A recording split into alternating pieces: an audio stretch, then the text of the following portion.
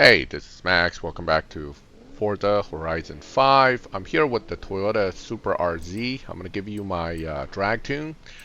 So the way I have this car set up, a lot of tweaking is done to make sure the car gets grip coming off the line with the gear being as aggressive as possible, but this is set up for the festival drag strip, so I want the car to end at about 225 miles per hour at the speed trap.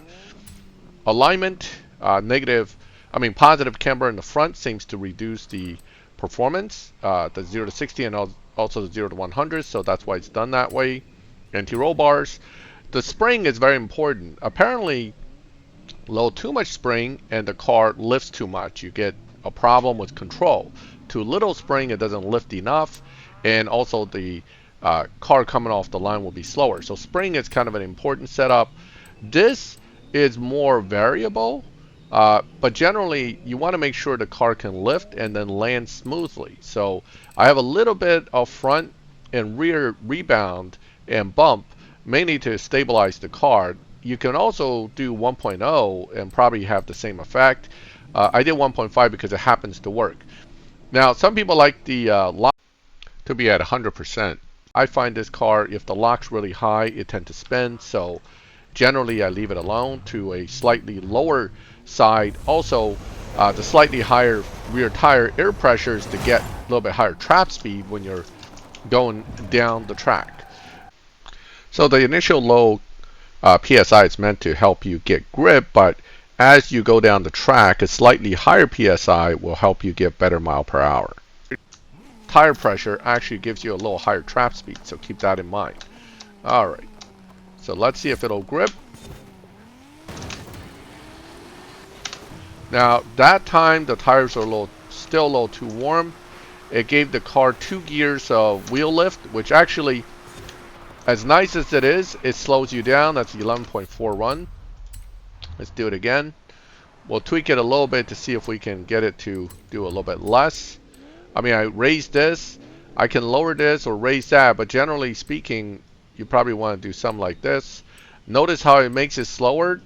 So if you put it back up, you can still do, say, 7.3, and this can go to 3.8, just lowering it all a little bit. My main goal here is to avoid that second gear wheelie, because it's really not helpful. It looks great, no doubt, but generally having massive wheelies, while it looks great, doesn't help you perform down the drag strip that well. You do want some kind of wheelie because the ability for the car to launch hard enough to pop a wheelie means that it's got very good grip coming off the line, and that's important. Alright, I'm lining up the car carefully because this is a timed track, and if you don't line it up right, you don't get a good run. Notice I managed to tweak out the second gear wheelie at this point, and that should give us a much better run.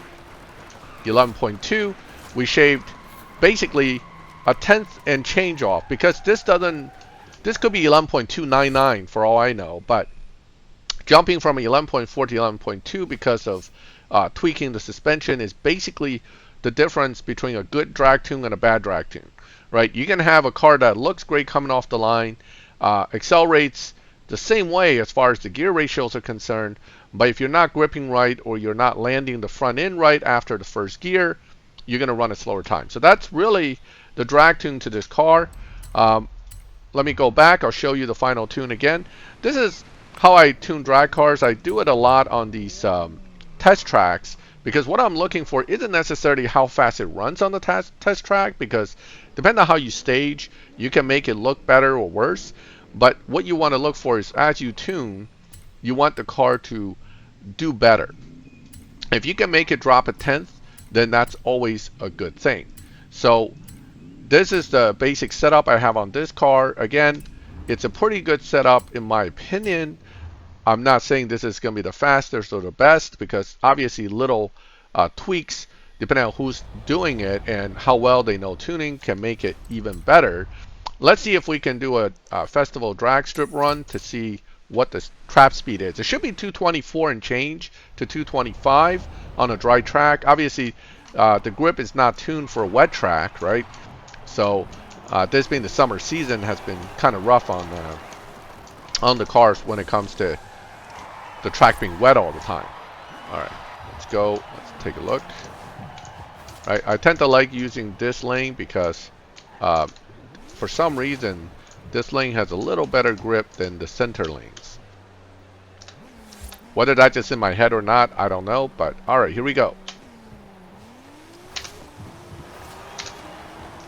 Notice the needle bounced a little coming down from first to second. That hurts my performance slightly, but it doesn't kill it. 225.3.